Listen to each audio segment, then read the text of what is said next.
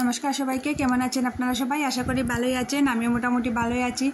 তো আজকে আবার চলে এসেছি নতুন একটা ব্লগ নিয়ে। আমি গৃহিণী চ্যানেলে কাজ কাম তো করবই, তার সাথে সাথে আপনাদের সাথেও গল্প করব, আর কি করি না করি সেটাও আপনাদের সাথে শেয়ার করা হয়ে যাবে। তো বন্ধুরা, আমি একটু সকাল সকাল স্নানটা করে নিয়েছি, কারণ খুব বেশি গরম পড়েছে এই কিছুদিন থেকে, খুব বেশি গরম। আজকে তো এখন দেখা যাচ্ছে যে একটু মেঘলা মেঘলা ওয়েদার আছে। কালকে রাত্রে কিন্তু বৃষ্টিও দিয়েছিল, কিন্তু কালকে রাত্রে বৃষ্টি দেওয়ার পর যে এত গরম লাগবে, মানে এত গরম লেগেছে, মানে ভাবা যায় না।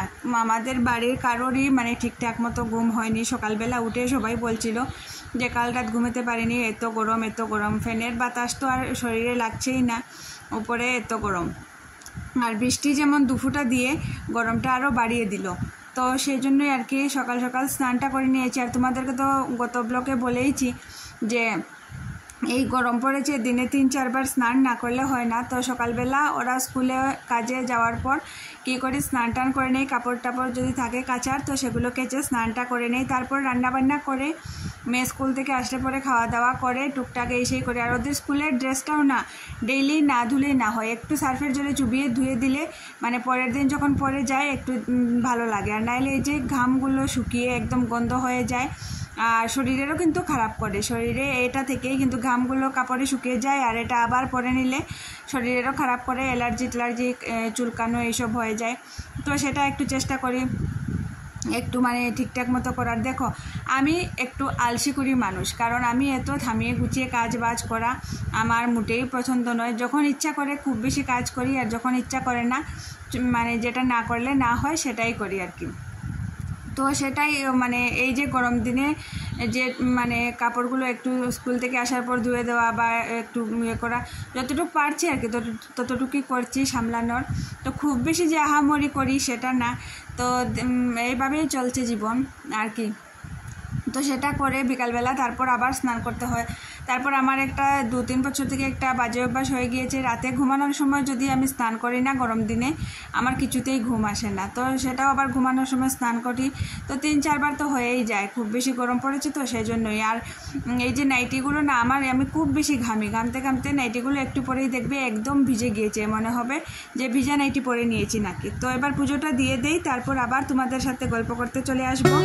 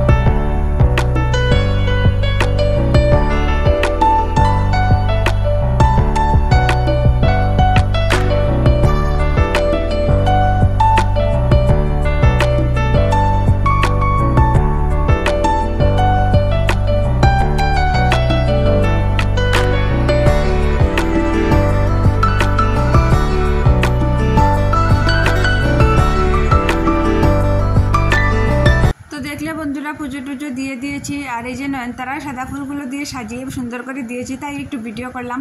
এই ফুলগুলোর কালার না আমার খুব বেশি ভালো লাগে। তো যাই হোক, পুজো টুজো দিয়ে দিয়েছি, দিয়ে চলে এসেছি রান্নাঘরে। আজকে রান্না করবো এই যে 1 পিস বড়ো মাছ থেকে গিয়েছে, সেটা ভাবছি ভাজা করে রেখে দেবো। মেয়ে যদি খায় তাহলে খেয়ে নেবে, ও ছোটো মাছটা বেশি ভালো পায় না। আর এই যে একটু ছোটো মাছ আছে, সেগুলো হাজব্যান্ডের জন্য ঝিঙে দিয়ে করব, আর আমাদের জন্য আলু দিয়ে ভাবছি একটা তরকারি করে নেব দুপুরের জন্য রান্নাবান্না করে খাওয়া দাওয়ার পর কিন্তু সব কিছু ভালো করে পরিষ্কার করে ঘর দোর মুছে তারপর আবার স্নান করব। কারণ কাল হলো পূর্ণিমা, তো পূর্ণিমাতে তো আমরা নিরামিষ খাই। তো সেই জন্যই ভাবছি কি, যখন মাছ টাছ নেই ঘরে, থাকলে তো ঠিক আছে রাতের বেলা বা পরের দিন সকালবেলা পরিষ্কার করতাম, যখন নেই কিছু আমিষ, তো আর এই একটুর জন্য আর রেখে লাভ নেই। কাল সকালবেলা একটু মানে আরাম করা যাবে আর কি, মানে উঠেই স্নান টান করে রান্নাবান্না করা যাবে, এটাই। তো সেই জন্যই ভাবছি কি খাওয়া দাওয়ার পর হাজব্যান্ডের একটু তরকারি থাকবে, ওটা রেখে দেবো আলাদা করে টেবিলের উপরে। আর আমাদের জন্য তো আর কিছু থাকবে না, মাছের তরকারিটা অল্প করেই করছি, কারণ যেহেতু মাছটা কম আর কম ঝোল আর সবজি কতটা দিয়ে তো লাভ নেই। রাতের বেলা একটু কিছু রান্না করে খেয়ে নেবো। আর এই গরমে না মেয়েটা আবার তরকারিও খেতে যাচ্ছে না, শুধু একটু ভাজা টাজা বড়া এসব দিয়ে জল ঢেলে খেতেই ও ভালোবাসে।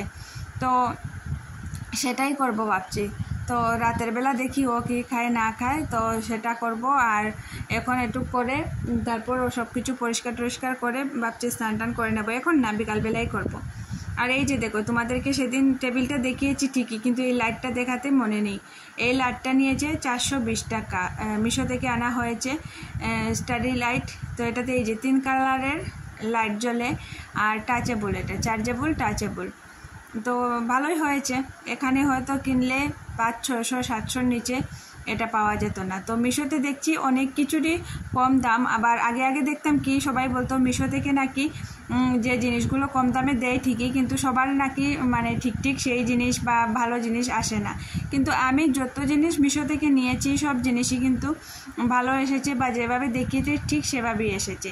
জানি না কার কীরকম লাগে। তো আমি বেশিরভাগ মিশো থেকেই অর্ডার করি অনলাইনের এই জিনিসগুলো। তো গুড মর্নিং সবাইকে। আজ হলো নেক্সট ডে। কালকে দুপুরবেলা ভিডিও করার পর মানে ওই যে বাসন টাসনগুলো তোমাদেরকে বলেছিলাম ধুয়ে রাখবো, ধুয়ে রেখেছি ঠিকই, কিন্তু এত অস্বস্তি করছিল শরীরে রাতের বেলা আর কোনো ধরনের কোনো ভিডিও করতে পারিনি।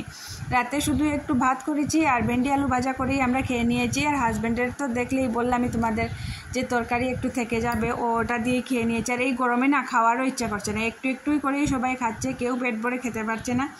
আর ভাজাটা করেছি, ভাজা দিয়ে জল একটু ঢেলে লবণ দিয়ে লেবু দিয়ে ভালো করে মানে খেয়েছি, তো তাতেই যেন শান্তি।